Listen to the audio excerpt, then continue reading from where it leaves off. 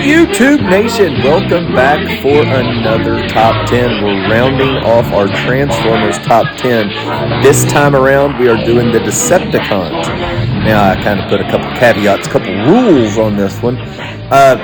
Robots from a combiner can be done, but the combiner itself cannot. So, like Devastator cannot be included in the list, but one of the Constructicons can.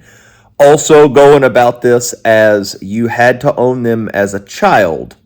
See that kind of child, see if that stirs anything up in you. Because the cool thing about this is, as adult collectors, we get toys that we never had, but those toys of memories, there are certain toys, like I never had a Scorpionox when I was a kid. Therefore, maybe an Insecticon was even cooler for me as a kid than, Scorpionox. So, kid toys, Decepticons, top 10. Here we go. All right, here we are at number 10. My number 10 pick is Scourge. Scourge was a cool spaceship toy that I thought really went well with the Decepticons that I had. I wasn't a big fan of Transformers, the movie, but he was my favorite toy and figure from that movie.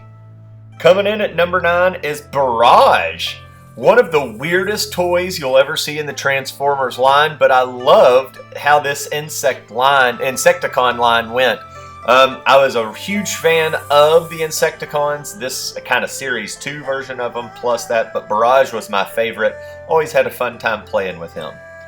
Number 8, Dive Bomb. Ooh, here we come in with some Predaking love. He was my favorite one. Honestly, was the only one I had from the Predaking line, and I always wanted to have Predaking, but I always had him, so he has a fond memory just because he was the only one I ever had. Coming in at number 7, Hook. I think this is a very underrated toy of just all time. Did break quite easily, which is kind of a pain in the butt, but one of the cool pieces to Devastator, and was always my favorite Constructicon.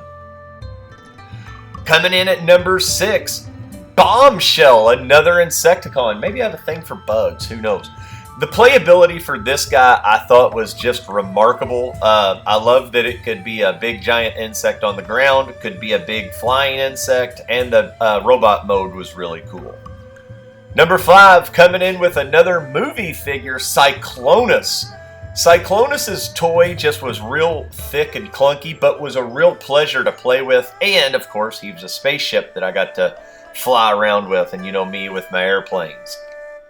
Number 4, Astro Train. This just blew my mind as a kid that somebody could make a robot, then go in to a spaceship, and then make that spaceship and robot go into a train.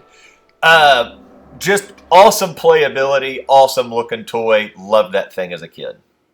Number 3, the leader himself, Megatron. For me, Megatron, just being a gun, this is the different of ages. I used to run around with Megatron transformed as a gun, and we would play backyard shoot-'em-up games, just like that right there, as you see. Pew, pew, pew, pew in the backyard. Number 2, this was also one of my pew-pew guns, Shockwave.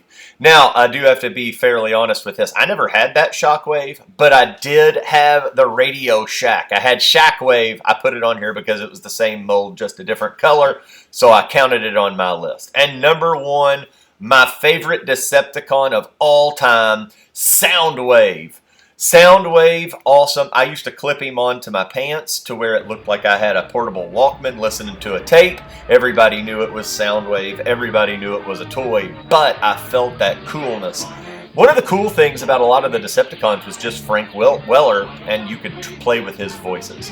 Hope you all like, share, comment, subscribe. Peace out, home skillets.